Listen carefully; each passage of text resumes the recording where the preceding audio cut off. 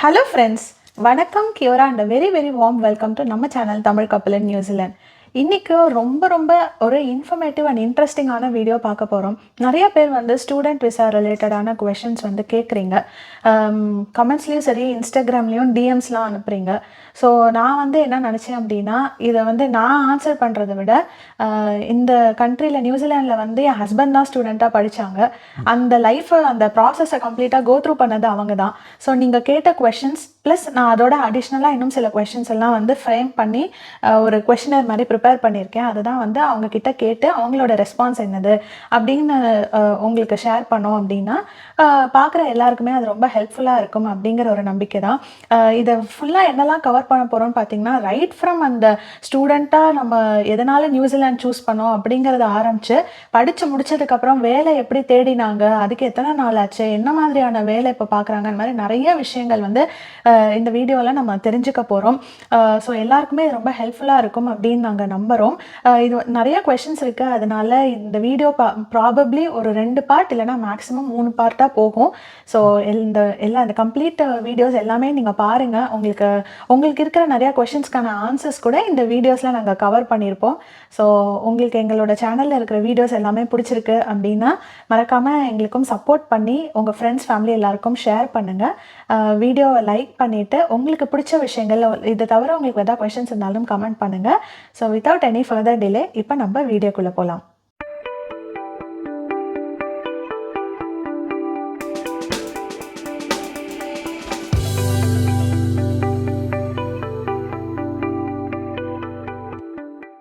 Hi friends, இந்த வீடியோவில் எனக்கு தெரிஞ்சு நான் பர்சனலாக எக்ஸ்பீரியன்ஸ் பண்ணது எல்லாமே ஷேர் பண்ணுறேன். அது இல்லாமல் என் ஃப்ரெண்ட்ஸு எல்லோரும் என்ன கோ த்ரூ பண்ணாங்க, டைப் ஆஃப் போட்காஸ்ட் மாதிரி க்ரியேட் பண்ணலாம் அப்படிங்கிறது தான் இந்த ஹோல் வீடியோட idea. So hope you get lot of information and without further delay shoot the questions. நம்ம ஆல்ரெடி சொன்ன மாதிரி நீங்கள் நியூசிலாண்டில் வந்து படிச்சிங்க, அதுவும் என்ன கோர்ஸ் படிச்சிங்கன்னா எம்பிஏ படிச்சிங்க.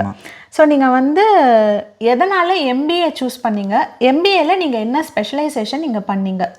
ஓகே, எம்பிஏ அப்படிங்கிறது வந்து மாஸ்டர்ஸ் தான் பேசிக்காக, அது ஒரு type of masters.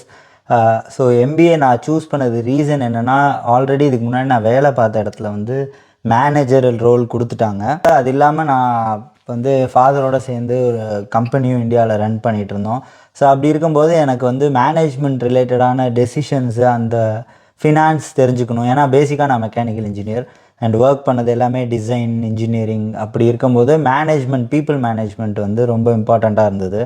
So country move பண்ணலாம் அப்படின்னு பிளான் வரும்போது நாங்கள் வந்து எய்தர் நான் இன்னொரு மாஸ்டர்ஸ் அதே டெக்னிக்கலாக போகலாமா இல்லை பிஸ்னஸ் ரிலேட்டடாக போகலாமா அப்படிங்கிற சாய்ஸ்னால தான் எம்பிஏ அப்படிங்கிற கோர்ஸ் சூஸ் பண்ணோம். எம்பிஏயில் வந்து நான் ஸ்பெசிஃபிக்காக படித்தது வந்து குளோபல் பிஸ்னஸ் அப்படிங்கிற ஸ்பெஷலைசேஷன். இது இல்லாமல் இன்னும் 2 ஸ்பெஷலைசேஷன் இருந்தது. சஸ்டெயினபிலிட்டின்னு ஒரு ஸ்பெஷலைசேஷன், அது இல்லாமல் 3வது வந்து டிஜிட்டல் டிரான்ஸ்ஃபர்மேஷன் அப்படின்னு சொல்லி, அது வந்து ஃபுல்லி ஆன்லைனுக்கு மட்டும்தான். அது வந்து நீங்கள் மைக்ரேஷனுக்கு ஹெல்ப் பண்ணாது. ஸோ அதனால் அந்த கோர்ஸ் ஆப்ஷனே கிடையாது நம்ம ஃபாரின். யூ மீன் நியூசிலாண்டில் வந்து ஆமாம், வெளிநாட்டுக்காரங்க வந்து அது ஆன்லைன்லேயே படிச்சுக்கலாம். நீங்கள் வந்து எங்கே இருக்கீங்களோ அங்கேருந்தே படிச்சுக்கலாம். அது மைக்ரேஷனுக்கு ஹெல்ப் பண்ணாத மாதிரி ஒரு எம்பிஏ ஸ்பெஷலைசேஷன். ஸோ அதனால் அதை சூஸ் பண்ண முடியாது. ஸோ நமக்கு வந்து 2 தான் சாய்ஸு. அதனால் நான் வந்து குளோபல் பிஸ்னஸ் ஏன் எடுத்தேன் அப்படின்னா, ஆப்வியஸாக நான் சிங்கப்பூரில் ஒர்க் பண்ணியிருக்கோம், இந்தியாவில் இருக்கோம். ஸோ இப்போ நியூசிலாந்து வந்திருக்கோம், இன்னும் ஃப்யூச்சரில் எங்கே போவோன்னு தெரியாது. அதனால் குளோபல் பிஸ்னஸ், இன்டர்நேஷ்னல் பிஸ்னஸுங்கிற டாபிக் வந்து நான் ஸ்பெஷலைசேஷன் எடுத்துட்டேன். நம்ம ஆல்ரெடி வீடியோஸில் யூனிவர்சிட்டியே காமிச்சிருக்கோம், மேசி யூனிவர்சிட்டியில் படிச்சிருக்கீங்க அப்படின்னு சொல்லிட்டு யூனிவர்சிட்டிக்கு போயே வீடியோஸ்லாம் போட்டிருக்கோம். அந்த எம்பிஏ ஸ்கூலே நாங்கள் போய் எப்படி இருக்குது அப்படின்லாம் காமிச்சிருக்கோம். பார்க்காதவங்க வீடியோஸ் பாருங்கள். பட் இதில் நான் என்னோட கொஷின் என்ன அப்படின்னா, நீங்கள் ஏன் மேசி யூனிவர்சிட்டி சூஸ் பண்ணீங்க? நியூசிலாண்டை பொறுத்த வரைக்கும் ஒரு 4 யூனிவர்சிட்டி தான் டாப் யூனிவர்சிட்டிஸு. அதில் நீங்கள் படித்தா தான் வந்து ஆக்சுவலாக வேல்யூ ரொம்ப ஹை. அதோட நீங்கள் படித்து முடிக்கும்போது அந்த ஸ்டாண்டர்ட் ஆல்ரெடி டிசைட் ஆகிருக்கும். ஸோ நியூசிலாந்து கம்பெனிஸ்க்கெலாம் இந்த யூனிவர்சிட்டிலேருந்து வந்தாங்கன்னா கண்டிப்பாக வந்து ஒரு ஸ்டாண்டர்டில் இருப்பாங்கன்னு சொல்லி ஜாப் எல்லாத்துக்குமே பெனிஃபிட்டாக இருக்கும். ஸோ அந்த 4 யூனிவர்சிட்டியில் ஒன் ஆஃப் த யூனிவர்சிட்டி மேசி. நாங்கள் கம்பேர் பண்ண கோர்சஸில் இந்த மேசி யூனிவர்சிட்டி மட்டும்தான் 1 இயர் எம்பிஏ, மற்ற எல்லாமே வந்து 2 இயர்ஸ் கோர்ஸு. நாங்கள் வந்து we didn't want to spend so much time. ஏன்னா நான் ஏற்கனவே மாஸ்டர்ஸ் வந்து படிச்சுட்டேன். ஸோ எம்பிஏல வந்து we didn't want to spend more time. அதனால் 1 இயரில் எங்கே படிக்க முடியுமோ அது. ரெண்டாவது நாங்கள் மூவ் ஆனது கோவிட் டைமு. அந்த டைமில் வந்து மேத்ஸ் யூனிவர்சிட்டி மட்டும்தான் நீங்கள் ஆன்லைன்லேயே ஒரு 4 கோர்ஸ் படிச்சுட்டு அதுக்கப்புறம் மூவ் ஆகி இங்கே 6 மாதம் படித்தா போகிறோம் அப்படிங்கிற ஆப்ஷன் கொடுத்தாங்க. அந்த 2 ரீசன்னால தான் வந்து மேத்ஸ் யூனிவர்சிட்டி சூஸ் பண்ணோம். அண்ட் எம்பிஏ ரேங்கிங்ஸ்னு தனியாக இருக்குது. அதுலேயுமே பார்த்தீங்கன்னா மேத்ஸ் யூனிவர்சிட்டி வந்து ஓரளவுக்கு பெட்டர் ரேங்கிங்ஸ் இருக்குது. இது நாங்கள் அட்மிஷன் நீங்கள் படித்தப்ப இருந்த ரேங்கிங். பட் அது வந்து மாறிட்டே இருக்கும். இயர்லி ரேங்கிங்ஸ் வந்து மாறும். அட்மிஷன் ப்ரொசீஜர்ஸ், ஃபீஸ் எல்லாமே மாறும். இது வந்து எங்களோட எக்ஸ்பீரியன்ஸ். நீங்கள் 2020 அப்போ சேரும்போது 2021 வந்து இந்த ரேங்கிங் பெட்டராக இருந்தது. அடுத்த கொஸ்டின், உலகத்தில் எவ்வளவோ கண்ட்ரி இருக்குது, ஏன் நியூசிலாண்டை சூஸ் பண்ணோம்? அது ஆப்வியஸ் ரீசன். எல்லாருக்குமே உலகத்தில் இப்போ தெரிஞ்ச விஷயம். இந்தியன்ஸ் மைக்ரேட் ஆகிறது ஒரு 2-3 கண்ட்ரியில் தான் easy opportunity. Australia, Canada and New Zealand. So இங்கே தான் வந்து பிஆருக்கான ஆப்ஷன் கிளியராக இருக்குது. ஸோ நாங்கள் இதுக்கு முன்னாடி நிறையா வீடியோஸ் போட்டாச்சு அது சம்மந்தமாக. எந்தெந்த கண்ட்ரிஸ் நாங்கள் ட்ரை பண்ணுவோம் அப்படிங்கிறதும் நாங்கள் போட்டிருக்கோம். இதெல்லாம் எங்களுக்கு ஒர்க் அவுட் ஆகலை அப்படின்னு போட்டிருக்கோம். ஸோ ஃபைனலி எங்களுக்கு ஒர்க் அவுட் ஆன ஆப்ஷன் வந்து ஆமாம் நியூசிலாண்டு. வெரி இம்பார்ட்டண்ட் என்ன அப்படின்னா ஃபீஸும் கூட. பிகாஸ் கம்பேர்ட் டு யூரோப்பாக இருக்கட்டும் இல்லை யூஎஸ், இங்கே எங்கே கம்பேர் பண்ணாலும் இன்க்ளூடிங் ஆஸ்திரேலியா இந்த ஃபீஸ் வந்து எங்கேயுமே இல்லை. அண்டு இது அளவுக்கு கம்மியான ஃபீஸ் எங்கேயுமே இல்லை. ஸோ அந்த ஒரு ரீசனும் கூட. அண்ட் பிஆருக்கான டைரக்ட் லைன் தெரியும். இது இப்படி படித்தா இது பண்ணால் கண்டிப்பாக உங்களுக்கு பிஆர் கிடச்சிரும் அப்படிங்கிறது தெரிஞ்சதுனால நாங்கள் வந்து நியூசிலாண்டுங்கிற ஆப்ஷன் வந்து சூஸ் பண்ணியிருக்கோம். கோர்ஸ் ஃபீ எவ்வளோ, அதை உங்களோட எக்ஸ்பென்சஸை எப்படி நீங்கள் மேனேஜ் பண்ணீங்க? ஏதாவது லோன் வந்து எடுத்தீங்களா? ஸோ கோர்ஸ் ஃபீ அப்படின்னு பார்த்தீங்கன்னா வந்து நாங்கள் படித்தபோது ஒரு 42 அப்படி இருந்தது. இப்போ வந்து 52K, $42,000. இப்போ வந்து $52,000 நியூசிலாண்ட் டாலர்ஸ் வந்து ஓவரால் ஃபீஸ். ஸோ இது வந்து it includes everything including administration எல்லாமே மொத்தமாக சேர்த்து கோர்ஸ் ஃபீ அப்படின்னு சொல்லி இது இல்லாமல் உங்களோட லிவிங் எக்ஸ்பென்ஸ், அக்காமடேஷன் இதெல்லாம் வந்து நம்மளே தான் பார்த்துக்கணும். Lucky that we were actually working in Singapore and we are able to save some money. அதனால் நாங்கள் வந்து லோனுக்கு போகல. பிகாஸ் எங்ககிட்ட we had enough money savings இருந்தது. இப்போ லோன் எடுக்கணும் அப்படின்னாலும் there needs to be stability. இப்போ நாங்கள் சிங்கப்பூர்லேயே தான் எல்லா ஏர்னிங்ஸ் எல்லாமே வச்சுருந்தோம். ஸோ அங்கேருந்து கிளம்பும்போது நாங்கள் அங்கே லோன் எடுக்க முடியாது. இந்தியாவில் எடுக்கணும் அப்படின்னாலுமே will have to do so much of process. Plus மைக்ரேஷனில் இருந்ததுனால we wanted to do it simple. Pay பண்ணிவிட்டு மூவ் பண்ணிடலாம் அப்படிங்கிற கான்செப்ட்டு. அண்ட் எங்களுக்கு வந்து ஐ வாஸ் மூவிங் இன் கோவிட்னால நாங்கள் ஃபஸ்ட்டு 4 கோர்ஸ் ஃபீஸு நான் வேலை பார்க்கும்போதே பே பண்ணிட்டோம். அங்கே நம்ம படிச்சுட்டு இருக்கும் போதே சிங்கப்பூர்லேயே வேலை பார்த்துட்டு இருந்தோம். அதனால அப்போ ஃபீஸ் பே பண்ணாலும் பேரலாம் வந்து சம்பளமும் வந்துட்டு இருந்ததுனால எங்களால் கொஞ்சம் ஆஃப்செட் பண்ணுறதுக்கு ஈஸியாக இருந்தது. ஸோ இங்கே வந்துட்டு நான் அந்த 6 monthsக்கான ஒரு half a year பாதி ஃபீஸ் மட்டும்தான் இங்கே கட்டுற மாதிரி இருந்தது. விச் மேட் அவர் லைஃப் கொஞ்சம் ஈஸியாக இருந்தது. மற்றபடி என் கூட படித்த எல்லாருமே வந்து லோன் எடுத்து தான் வந்திருந்தாங்க. இந்தியாவிலேயே லோன் எடுத்துகிட்டு இங்கே அந்த லோன் வச்சு ஃபீஸ் ஃபஸ்ட்டு பே பண்ணிவிட்டு தென் அவங்க மூவ் பண்ணிவிட்டு ரீபே பண்ணுவாங்க ஏர்ன் பண்ணும்போது. ஸோ வேறு ஏதாவது ஸ்காலர்ஷிப்ஸ்லாம் வந்து இங்கே உங்களுக்கு கொடுத்தாங்களா? அதை பற்றி கொஞ்சம் சொல்ல முடியுமா? இங்கே எல்லா யூனிவர்சிட்டிலையுமே ஸ்காலர்ஷிப்ஸ் இருக்குது. லோக்கல்ஸுக்குன்னு தனி ஸ்காலர்ஷிப், அது இல்லாமல் ஃபாரின் ஸ்டூடெண்ட்ஸ், இன்டர்நேஷ்னல் ஸ்டூடெண்ட்ஸுக்குன்னு ஸ்காலர்ஷிப் இருக்குது. இது எப்படி அப்ளை ஆகும் அப்படின்னு கேட்டிங்கன்னா வந்து உங்களோட ப்ரீவியஸ் அகாடமிக் எக்ஸ்பீரியன்ஸ். இப்போ நீங்கள் கண்டினியூஸாக பேச்சுலர் முடிச்சுட்டு மாஸ்டர் வரீங்க அப்படின்னா உங்கள் கிளாஸ்லேயே பெஸ்ட்டாக நீங்கள் இருக்கீங்க. அவங்க அகாடமிக் ப்ராசஸில் ஹையர் பண்ணும்போது 10 பேர் டாப் 10 பீப்புளுக்கு வந்து இவ்வளோ ஸ்காலர்ஷிப் தரோம் அந்த மாதிரிலாம் சொல்லுவாங்க. ஸோ அப்படி இருக்கும்போது என்னோடய ப்ரொஃபைல் வந்து நான் ஒர்க் பண்ணியிருக்கேன் சிங்கப்பூரில், பிஸ்னஸ் ரன் பண்ணியிருக்கேன். அதெல்லாம் வச்சு அவங்க எவாலுவேட் பண்ணும்போது they were able to offer me few scholarships. மொத்தம் 2 ஸ்காலர்ஷிப் கிடச்சிது. அது ஈச் $4,000 ஆஃப்செட் ஆச்சு. ஸோ $8,000 ஓவராக ஆஃப்செட் ஆச்சு. சில பேருக்கு வந்து it went up to 10,000. Scholarship எப்படி அப்ளை ஆகும் அப்படின்னா நீங்கள் ஆன்லைன் போர்ட்டலில் இப்போ மேத்ஸ் யூனிவர்சிட்டிக்கு நான் சொல்கிறேன், மற்ற யூனிவர்சிட்டிக்கு எனக்கு தெரியல, அந்தந்த யூனிவர்சிட்டிலேயே மாறும். ஸோ நீங்கள் வந்து லாகின் பண்ணிங்கனாலே ஸ்காலர்ஷிப்ஸ் வந்து பாப்அப் ஆகும். இதில் நீங்கள் அட்மிஷன்ஸ் அப்ரூவ் ஆனதுமே நிறையா நோட்டிஃபிகேஷன்ஸ் வரும். இந்த மாதிரி ஸ்காலர்ஷிப் எலிஜிபிலிட்டி இருக்குது, அப்ளை பண்ணுறீங்களா அப்படின்னு. ஸோ நீங்கள் ஆன்லைன் போய் அவங்க கேட்குற டீட்டெயில்ஸ் மட்டும் ஃபில் பண்ணி சப்மிட் பண்ணிட்டீங்கன்னா they'll come out with a decision and offset the fee. So first fee ஆனால் நீங்கள் பே பண்ணிடுவீங்க, அந்த ஆஃப்செட் ஃபீஸை வந்து they'll credit back, அக்கௌண்ட்லேயே திருப்பி பைசா போட்டுட்டாங்க. ஸோ அப்படி தான் வந்து எங்களுக்கு நடந்தது. அண்ட் இங்கே கண்டினியூஸ் ஸ்காலர்ஷிப் இருக்கும். நீங்கள் வந்து ஃபஸ்ட்டு செமஸ்டரில் சேரும்போது தான் ஸ்காலர்ஷிப்னு கிடையாது, நீங்கள் செகண்ட் செமஸ்டர்லேயும் வந்து ஒரு ஸ்காலர்ஷிப் ஓப்பன் ஆகும், அதுக்கு நீங்கள் அப்ளை பண்ணி செகண்ட் செமஸ்டர் ஃபீஸ்லேயும் நீங்கள் டிடெக்ட் பண்ணிக்கலாம். அது உங்களுக்கு ஆட்டோமேட்டிக்காக அப்ளை ஆகாது, நீங்கள் தான் ஆமாம், நம்ம அப்ளை பண்ணணும். ஆமாம், எல்லா ஸ்காலர்ஷிப்புக்குமே வந்து ஸ்காலர்ஷிப் ஓப்பன் அப்படின்னு சொல்லி ஆக்சுவலாக ஒரு நம்ம லாகின் ஸ்டூடெண்ட் ஐடி லாகின் போர்ட்டல்லையே ஸ்காலர்ஷிப்னு ஒரு டேப் இருக்கும். அதில் போனீங்கன்னா கரண்ட்டாக எந்த ஸ்காலர்ஷிப்பு இருக்குது அப்படின்னு யூஷுவல் டைம்லைன் வந்து 2 மாதம் முன்னாடி ஓப்பன் ஆகும். அப்ளை பண்ணால் 2 மாதத்துக்கு அப்புறம் உங்களுக்கு ஸ்காலர்ஷிப் இருக்கா இல்லையான்னு அவங்க சொல்லுவாங்க. Okay okay. ஸோ அது ஸ்ட்ரெயிட் ஃபார்வர்ட் ப்ராசஸ் தான். இது அட்மிஷன் அப்ளிகேஷன் மாதிரி ஒவ்வொரு ஸ்காலர்ஷிப்பும் நீங்கள் அப்ளை பண்ணி இன்னும் குறைச்சிக்கலாம். ஸோ அட் அ டைத்தில் நீங்கள் மோர் தேன் 1 ஸ்காலர்ஷிப்ஸும் அப்ளை பண்ணலாம் இஃப் யூ ஆர் எலிஜிபிள். அதுக்கு அடுத்த கொஷின் பார்த்தீங்கன்னா, இது வந்து வைட்லி ஆஸ்ட் கொஷின், ஐஎல்ஸ் இல்லைன்னா பிடி வந்து கண்டிப்பாக தேவையா இங்கே வந்து படிக்கிறதுக்கு அப்படின்னு கேட்குறாங்க. ஐஎல்ஸ் பிடியோட பர்பஸ் என்ன அப்படின்னா, உங்களுக்கு இங்கிலீஷ் தெரியுமா அப்படிங்கிற ப்ரூஃபுக்கு தான். ஸோ பேச்சுலர்ஸ் படிக்க வரீங்க அப்படின்னா கண்டிப்பாக தேவை. இது வந்து ஏன்னா நம்ம country still not recognised as a English speaking nation அப்படின்னு இந்தியாவை இன்னும் கன்சிடர் பண்ணல. அதனால் நீங்கள் கண்டிப்பாக ஐஎல்ஸ் தேவை. இதே மாஸ்டருக்கு வரீங்க அப்படின்னா நீங்கள் பேச்சுலர்ஸில் நான் இங்கிலீஷில் தான் படித்தேன் அப்படிங்கிற ப்ரூஃபை நீங்கள் சப்மிட் பண்ணால் சில யூனிவர்சிட்டிஸ் அதை வந்து அக்செப்ட் பண்ணிப்பாங்க. எனக்கு பர்சனலாக வந்து நான் ஐஎல்ஸ் எழுதலை, இதுக்காக இந்த ஆமாம் எழுதலை. ஏன் அப்படின்னா நாங்கள் வந்து 10 years ஆல்மோஸ்ட் சிங்கப்பூரில் ஒர்க் பண்ணியிருக்கேன். So they consider that already நீ 8 வருஷமாக ஒரு சிங்கப்பூரில் ஒரு கம்பெனியில் ஒர்க் பண்ணியிருக்கேன்னா இங்கிலீஷ் தெரியும் அப்படிங்கிறதுனால எனக்கு வேவ் பண்ணாங்க.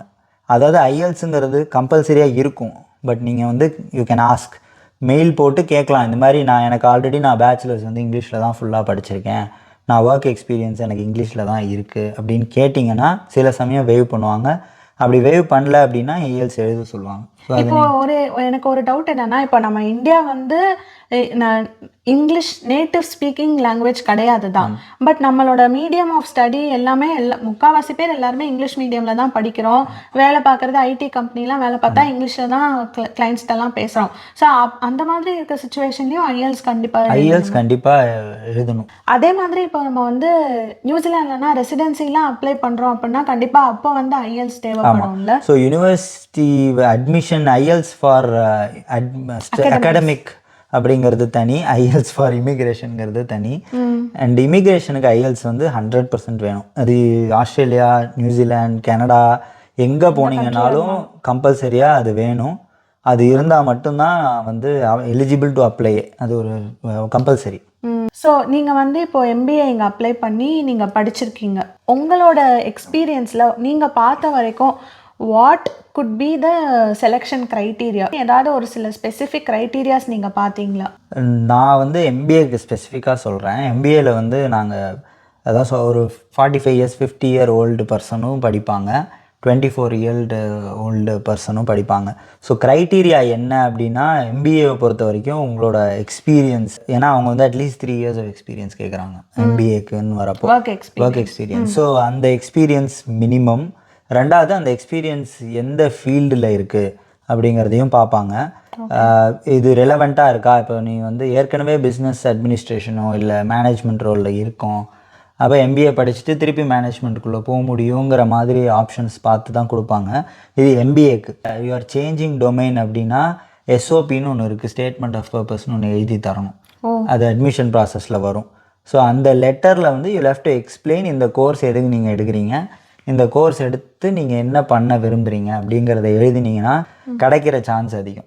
ஸோ நீங்கள் வந்து இப்போ மெக்கானிக்கல் இன்ஜினியரிங் ஃபீல்டில் இருந்துட்டு இப்போ எம்பிஏ பண்ணீங்க. ஸோ நீங்கள் எஸ்ஓபி வந்து ஆமாம், நான் எஸ்ஓபி என்ன எழுதியிருந்தேன் அப்படின்னா, நான் வந்து இப்போ ஆல்ரெடி மேனேஜ்மெண்ட் ரோலில் டெக்னிக்கல் மேனேஜராக இருக்கேன். பீப்புள் மேனேஜ்மெண்ட் வந்து என்னோடய ஃபோக்கஸாக இருக்குது.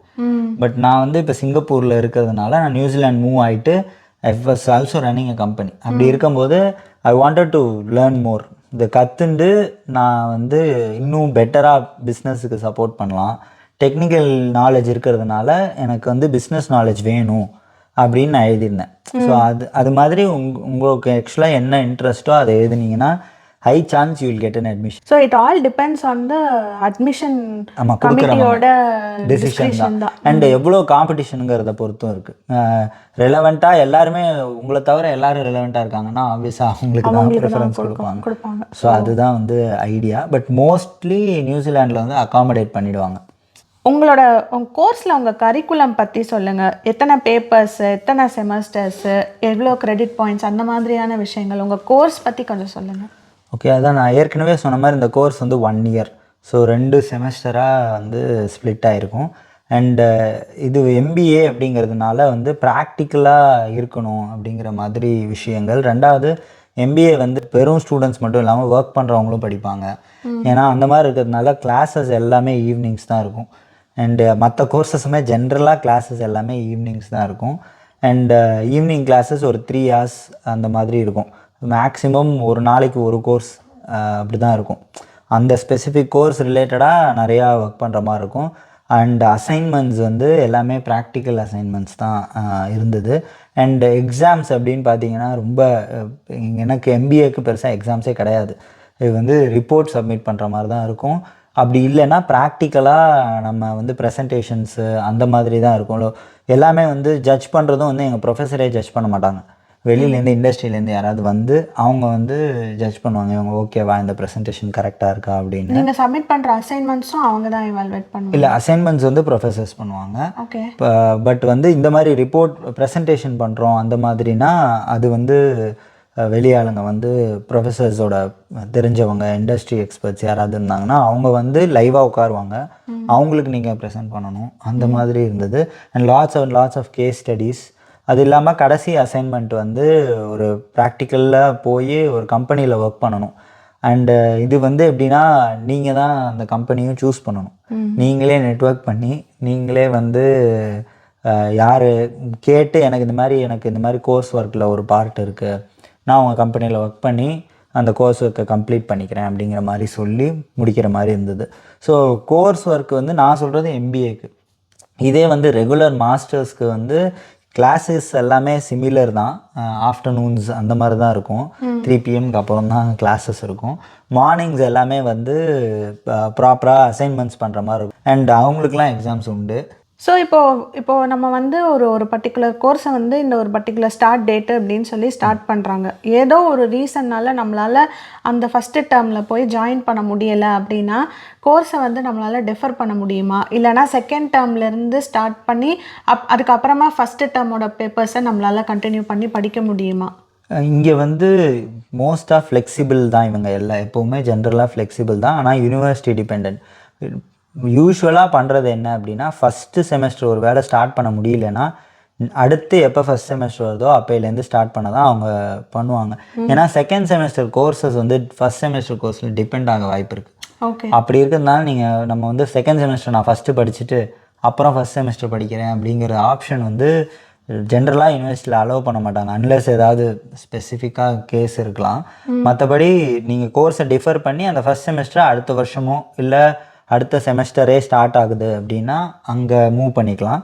இதே வந்து ஃபஸ்ட் செமஸ்டர் முடிச்சிட்டேன், செகண்ட் செமஸ்டர் எனக்கு இப்போ வேணாம் அப்படின்னு யோசிச்சா நீங்கள் வந்து யூனிவர்சிட்டிகிட்ட பேசி இல்லை நீங்கள் இன்டர்ன்ஷிப் பண்ணலாம் ஒரு செமஸ்டரை. அந்த மாதிரி எல்லாமே ஃப்ளெக்சிபிள் தான் மொத்தமாகவே. பட் அது டிஸ்அட்வான்டேஜ் என்னென்னா நீங்கள் படித்து முடிக்கிறதுக்கு நாளை தள்ளி போயிட்டே இருக்கும். ஸோ அதனால் அது வந்து அன்லெஸ் நிஜமாகவே எமர்ஜென்சி கேஸான இல்லை அப்படின்னா என்னோட ரெக்கமெண்டேஷன் வந்து படித்து முடிக்கிறது. ஆமாம், நம்ம வந்தது படிக்கிறதுக்கு தான். ஸோ அதை நல்லபடியாக முடிஞ்ச வரைக்கும் சீக்கிரமாக ஃபினிஷ் பண்ணிட்டோன்னா அடுத்தடுத்து நம்ம லைஃப்லேயும் கெரியர்லேயும் என்ன பண்ண போகிறோம் அப்படிங்கிறத நோக்கி நம்ம வந்து நம்மளோட ஃபோக்கஸ். ஆனால் ஆப்ஷன் இருக்குது. நீங்கள் வந்து யூனிவர்சிட்டிகிட்ட பேசினா தே வில் டெஃபினெட்லி அண்டர்ஸ்டாண்ட். ஏன்னா இங்கே பர்சனல் ரீசன்ஸ் வந்து ரொம்ப இம்பார்ட்டன்ட். இப்போ அடுத்தது ரொம்ப முக்கியமான ஒரு கொஷின். நியூசிலாண்டில் வந்து ரீசெண்டாக அதாவது இந்த வருஷம் மட்டும் பார்த்திங்கன்னா நிறைய ஸ்டூடெண்ட் விசா அப்ளிகேஷன்ஸ் வந்து ரிஜெக்ட் ஆகிருக்கு அப்படின்னு நிறைய இடத்துல பார்க்குறோம். நம்மள்ட்டையும் நிறைய பேர் கேட்டிருக்காங்க. நம்மளுக்கு ஆல்ரெடி நம்ம வந்து ஒரு யூனிவர்சிட்டியில் வந்து அட்மிஷன் போட்டு ஆஃபர் லெட்டரை வந்தனால தான் நம்ம ஸ்டூடெண்ட் விசாவே அப்ளை பண்ணியிருப்போம். ஸோ நம்ம அந்த யூனிவர்சிட்டிக்கு டியூஷன் ஃபீஸும் பே பண்ணியிருப்போம். ஆனால் இங்கே ஸ்டூடெண்ட் விசா ரிஜெக்ட் ஆகிடுச்சுங்கிற பட்சத்தில் அந்த யூனிவர்சிட்டி வந்து டியூஷன் ஃபீஸ் நமக்கு ரீஃபண்ட் பண்ணுவாங்களா?